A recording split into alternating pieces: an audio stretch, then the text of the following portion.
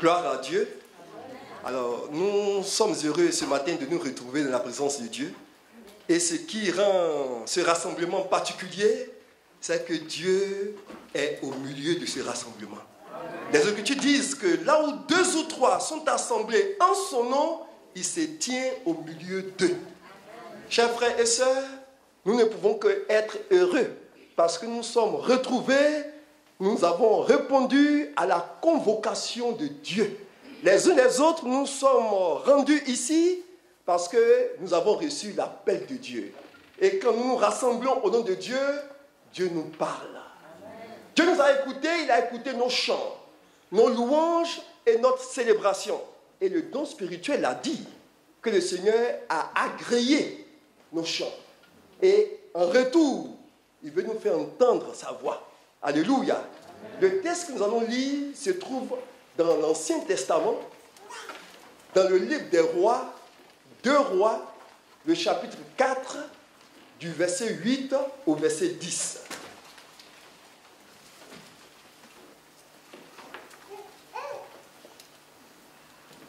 Deux Rois, chapitre 4, du verset 8 au verset 10. Frère Raphaël, est-ce que tu voudras bien faire la lecture, s'il te plaît?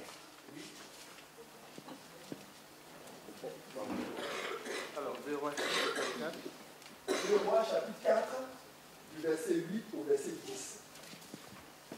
Voilà, je vais lire pour la gloire de Dieu, 2 Rois, chapitre 4, à partir du verset 8 jusqu'au verset 10. La Bible dit: Un jour, Élisée passait par Sunem. Il y avait là une femme de haute condition qui insista pour qu'il accepte de manger. Chaque fois qu'il passait par là, il se rendit désormais chez elle pour manger. Elle dit à son mari: Vois-tu, je sais que cet homme qui passe toujours chez nous est un saint homme de Dieu. Faisons une petite chambre indépendante et mettons-y pour lui un lit, une table, un siège et un chandelier, afin qu'il puisse s'y retirer quand il viendra chez nous. Amen. Parole du Seigneur. Notre Dieu est notre Père. C'est en ton nom que nous sommes réunis ce matin.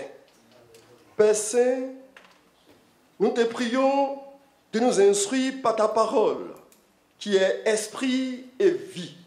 Seigneur, fais en sorte que ce qui sera dit vienne de toi et que cela ait un effet positif dans les cœurs. Que ta parole restaure les vies, renouvelle, affermisse, encourage. Père, tu voudras le faire au nom de Jésus et pour ta seule gloire. Amen. Amen. La portion de ce texte que nous venons de lire nous présente un homme et une femme. Et l'homme, c'est Élisée.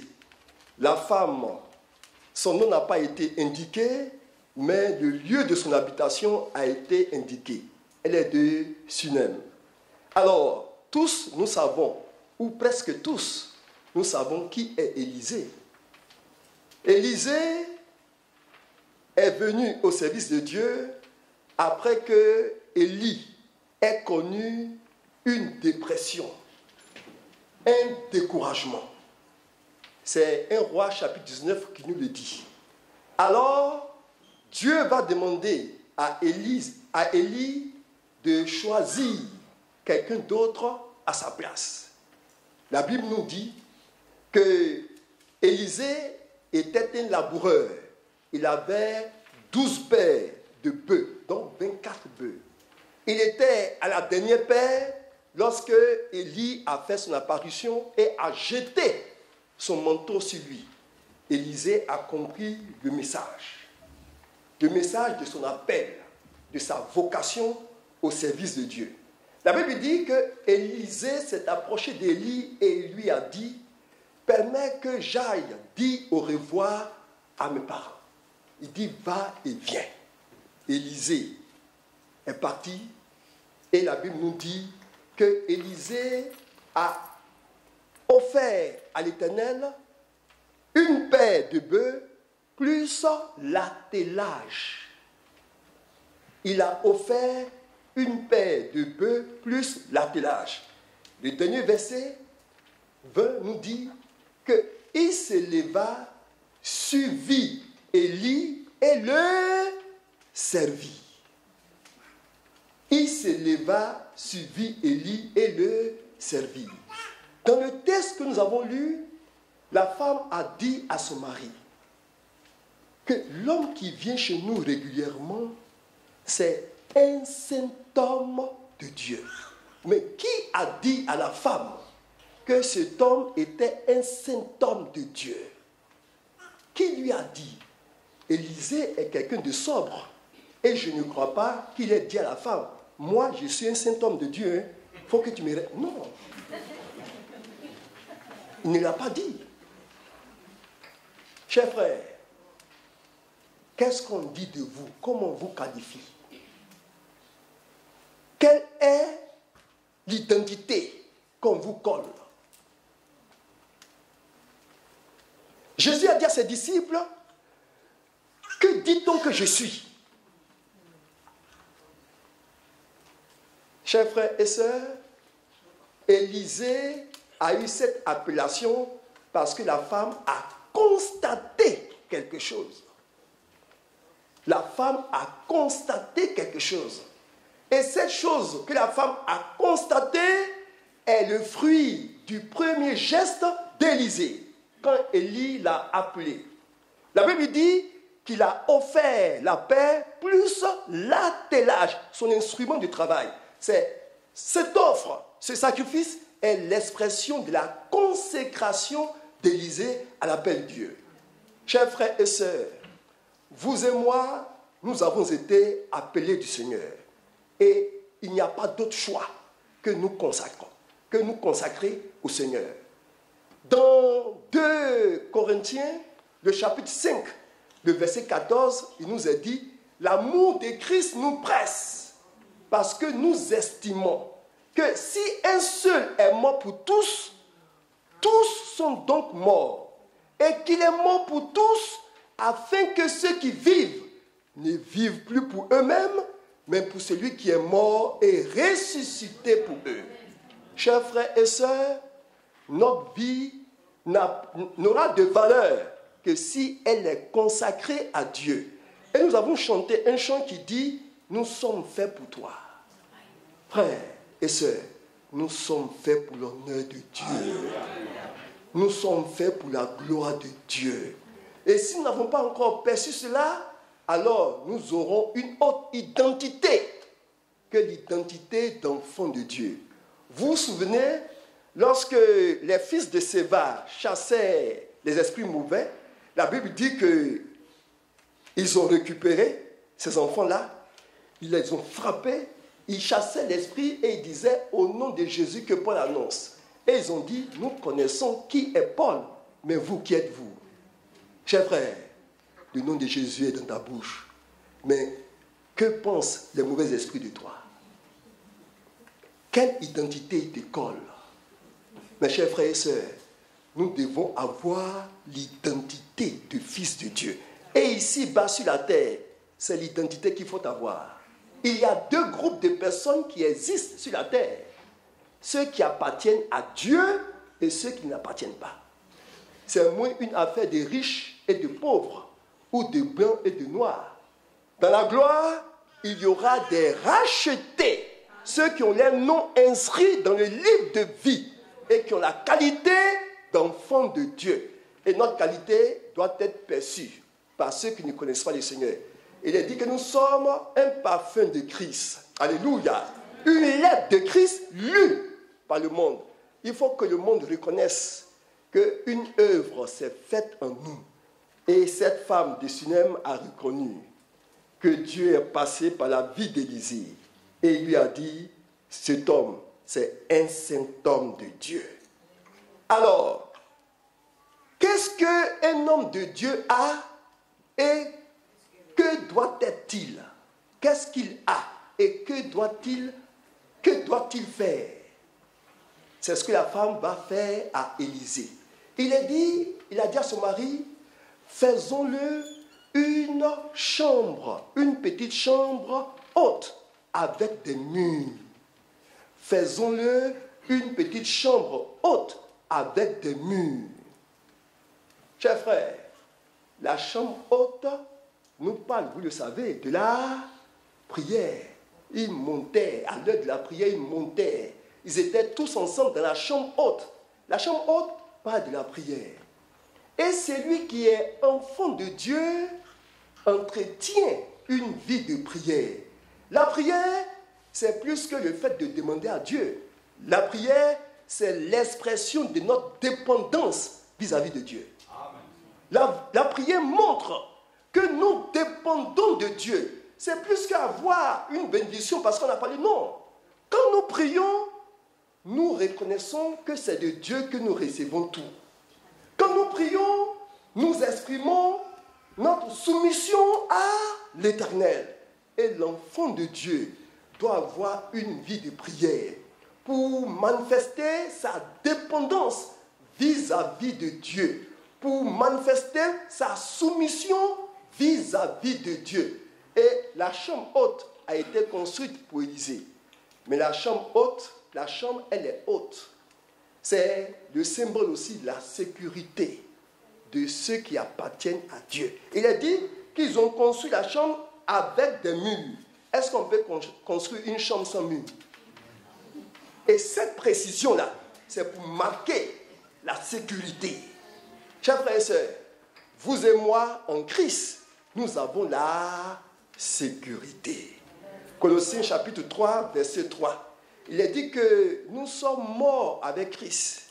Et notre vie est cachée avec Christ en Dieu. Notre vie est cachée avec Christ en Dieu. Et le Seigneur Jésus lui-même disait que personne ne pourra nous ravir de sa main. Excepté le chrétien lui-même, il peut abandonner. Il peut quitter la voie de Dieu. La vie chrétienne, c'est une vie qui est comme une pente que nous montons. On peut tomber, mais tant qu'on regarde toujours en avant pour monter la pente, on est encore dans la communion. Mais si on redescend la pente, si on renie le Seigneur, il n'y a plus de possibilité pour nous. Ce que nous voulons retenir, c'est qu'en Christ, nous avons une sécurité. Et vous connaissez le texte de Pierre qui dit que Satan rôde autour de nous comme un lion rugissant, cherchant qui se laissera. C'est le terme qui est employé. Qui va se laisser? Sinon, il rôde. Mais il n'a pas accès à nous directement. Parce que nous sommes en Christ. Alléluia. Alors, chers frères et sœurs, ne pensons pas que nous sommes livrés à nous-mêmes et que le diable vient, il nous tapote, il nous prend, il nous déplie. Non. Nous ne nous appartenons plus à nous-mêmes. Et moins encore au diable. La Bible dit dans 1 Corinthiens chapitre 7, 6, 19, 18, 19, 20, que nous avons été rachetés à un grand prix et que nous ne nous appartenons plus à nous-mêmes. Nous avons un berger, le berger de nos âmes. Il nous soutient, il nous conduit et il nous dirige. Il est dit qu'après que la maison ait été faite, il y a eu des choses qui ont été mises dans la maison. Il y a eu un lit, une table, un siège et un chandelier.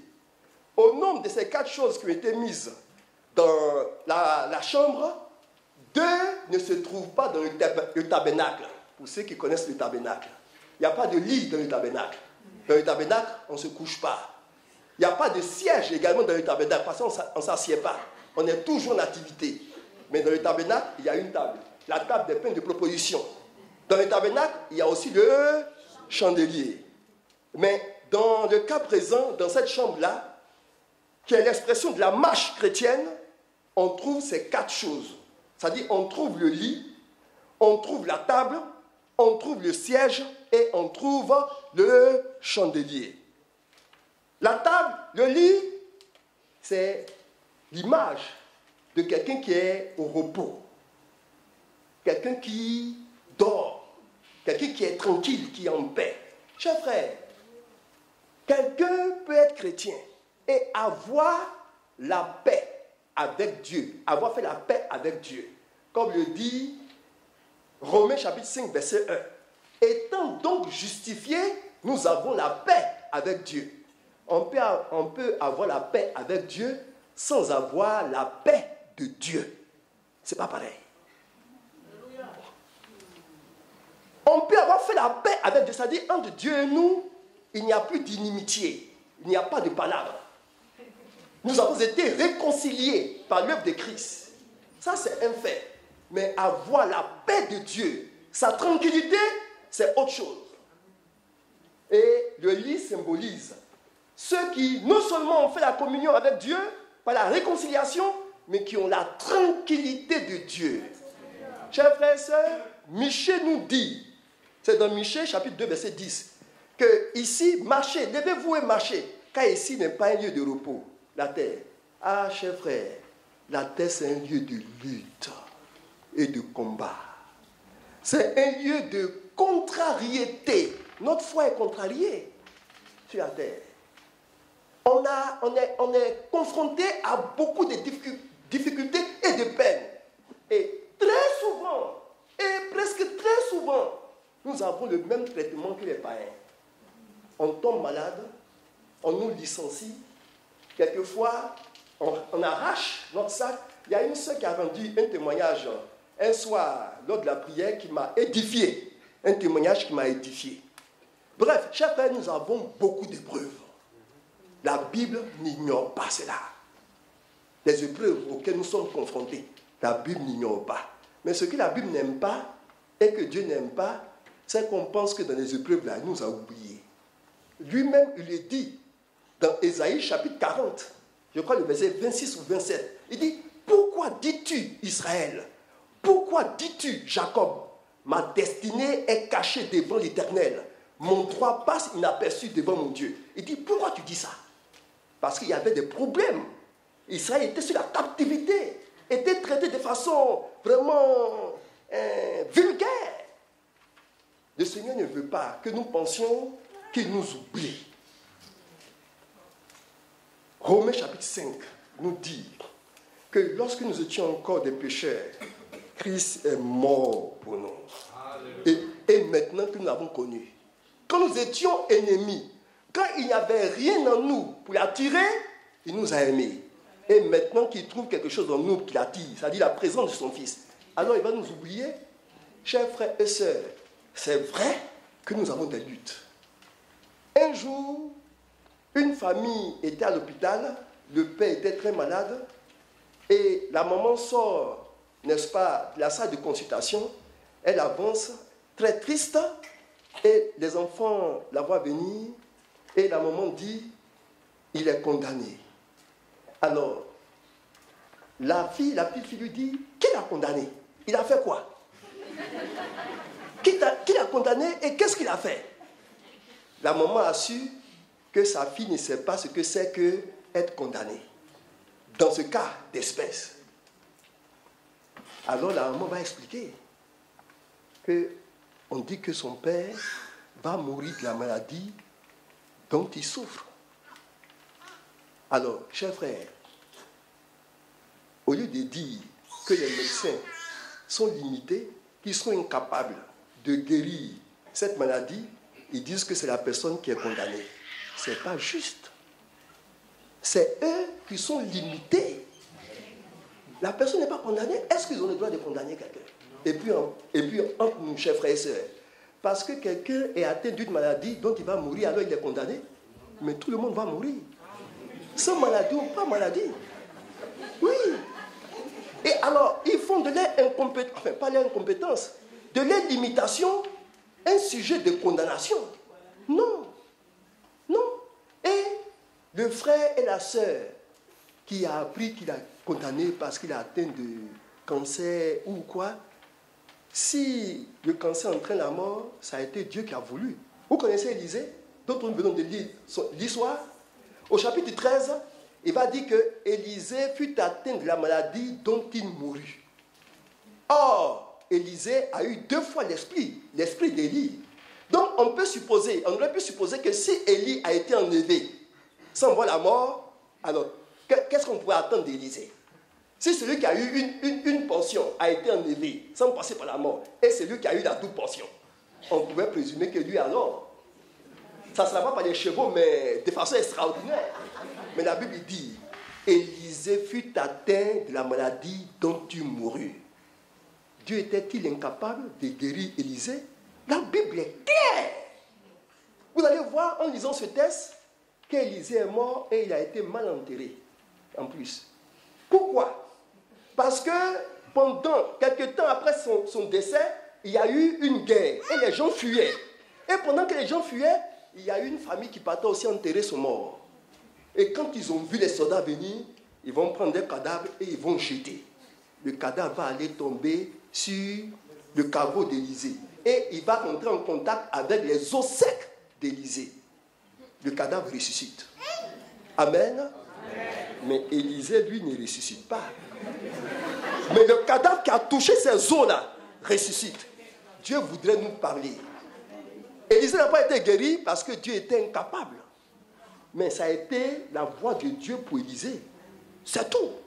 Dieu gouvernait la vie d'Élisée. Élisée était sous la tutelle de Dieu. La preuve, Dieu a permis que ces os secs ressuscitent un mort. Chers frères, c'est tellement que nous traînons une maladie, qui est une épreuve pour nous. Et peut-être que nous pensons que c'est parce que nous ne prions pas souvent, nous ne prions pas suffisamment.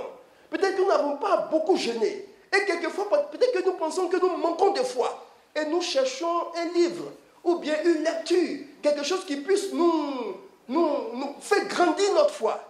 Ce n'est pas certain que ça soit ça. Ce n'est pas ton manque de foi qui fait que tu traînes encore la maladie. Ce n'est pas ton doute. Ce n'est pas un temps insuffisant de prière, nullement. Chers frères, Paul a dit, la grâce de Dieu nous suffit. Frère, le silence de Dieu dans nos vies est aussi source de salut. Amen. Et nous devons le croire. Le silence de Dieu est même source de salut. Parce que Dieu nous a aimés et il nous a avec lui. En conclusion, pour le lit, la terre est un lieu de difficulté, de problèmes. Mais pour avoir la tranquillité, pour avoir le calme et la paix de Dieu, il faut mettre sa confiance en Dieu. Il faut lire Romains chapitre 8, verset 26 jusqu'au verset 39. Dans Romains chapitre 8, verset 26 à 39, vous voyez l'engagement de Dieu vis-à-vis du croyant. Au verset 26, il est dit que nous ne savons pas toujours comment il faut prier. Mais le Saint-Esprit intercède en notre faveur. Au verset 28, il est dit que toute chose travaille, toute chose concourt au bien de ceux qui aiment Dieu, de ceux qu'il a appelés selon son dessein. Il fait travailler toutes choses à leur bien. Au verset 31, il est dit, si Dieu est pour nous, qui sera contre nous? Lui qui n'a point épargné son propre fils, mais qui l'a livré pour nous. Comment ne nous donnera-t-il pas aussi toutes choses avec lui? Qui condamnera les élus de Dieu? Dieu les a justifiés. Bien plus, Christ est mort pour eux. Et vers la fin, verset 34 par là, il est dit, c'est à cause de toi que nous connaissons des problèmes et des difficultés. La nudité, la famine, la faim, l'épée, etc. Mais il est dit, dans toutes ces choses, nous sommes plus que vainqueurs par celui qui nous a aimés. Car j'ai l'assurance que ni la mort, ni la vie, ni les anges, ni les dominations, ni les autorités, ni les principautés, ni aucune autre créature ne pourra nous séparer de l'amour de Dieu manifesté en Jésus-Christ. Chers frères, où est le problème? Ce test-là, ça fait coucher l'homme. Ce test nous met sur un lit. Ce test nous tranquillise. Ce test nous stabilise. Chers frères, il y a du repos dans la communion avec Dieu. Mais pour avoir ce repos, il faut la foi.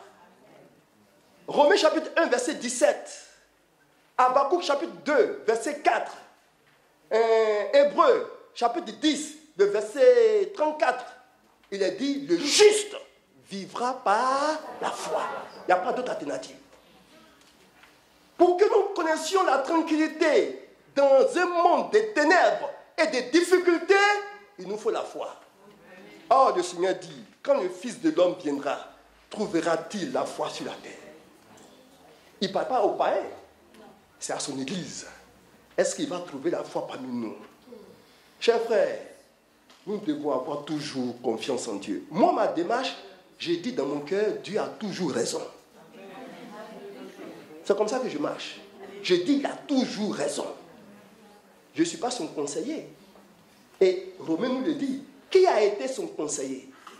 Qui lui a donné le premier pour qu'il ait à recevoir en retour? C'est de lui, par lui et pour lui que sont toutes choses. Mes chers frères et sœurs, c'est un monde de difficultés, de problèmes, mais il y a du repos pour ceux qui ont la foi.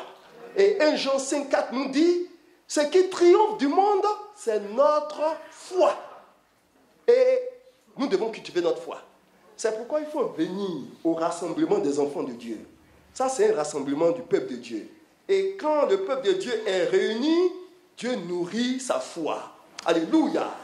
Dieu entretient la foi. Vous vous souvenez d'Élie? Élie, dans le chapitre 19, il était tombé dans la dépression. Dieu va préparer un gâteau cuit. Il va mettre à côté de lui une cruche d'eau. Il va le réveiller, il va dire, mange et bois, car le chemin est long. Dieu sait que le chemin est long et difficile pour nous. Alors, il a suscité des pasteurs parmi nous, comme le pasteur Jacques, pour nous entretenir dans la foi, pour nous affermir, pour nous aider à nous alimenter, pour faire face aux épreuves. Et autant que cela dépend de nous, quand la réunion est convoquée, nous devons être présents. Parce que quand le peuple de Dieu se réunit, Dieu est au milieu d'eux et il agit. Chers frères et sœurs, il y a aussi un siège pour s'asseoir. S'asseoir. Et Dieu veut des hommes et des femmes assis, stables. Il y a des gens qui apprennent, oui, il y a un prédicateur qui fait ceci, quand il est touché, le lendemain là, tout change chez toi. Quand il prie et puis il fait sa main comme, allez, oh, il s'en va là-bas. Voilà. Et le dimanche matin, quand on va venir, on ne verra personne. Parce qu'il y a un nouveau prédicateur qui fait la main comme ça quand il prêche, et puis les choses extraordinaires se passent. Si tu as des problèmes de salaire, quand il prie pour toi, on peut doubler même ton salaire. Alors il s'en va là-bas. Dieu veut des hommes et des femmes assis dans la foi. Des hommes et des femmes stables. 1 Corinthiens chapitre 15, le verset 58, il est dit, frères, étant fermes et fondés dans la foi, travaillons de mieux en mieux à l'œuvre du Seigneur. Étant fermes et fondés dans la foi. Nous devons être fermes dans la foi. Nous devons être fondés. Paul dit que quand j'étais enfant, je parlais comme un enfant. Je raisonnais comme un enfant. Je pensais comme un enfant. Mais quand je suis devenu grand, j'ai fait disparaître ce qui est de l'enfance. Il y a des choses qui doivent disparaître. Nous devons manifester notre maturité spirituelle par une vie constante, par une vie stable dans la foi et dans la communion avec Dieu. Frère, osez dire, par manque de connaissance, mon peuple périt. Quand il y a manque de révélation, mon peuple périt. Chers frères, nos instabilités sont dues au fait que nous manquons de connaissance dans les voies de Dieu. Il était dans les psaumes, j'oublie le texte, que Dieu a donné aux enfants d'Israël, et il a montré ses œuvres. Mais à Moïse, il a fait connaître sa voix. C'est deux choses différentes. Nous avons besoin de connaître les voies de Dieu pour être stable et pour que nous soyons fermes.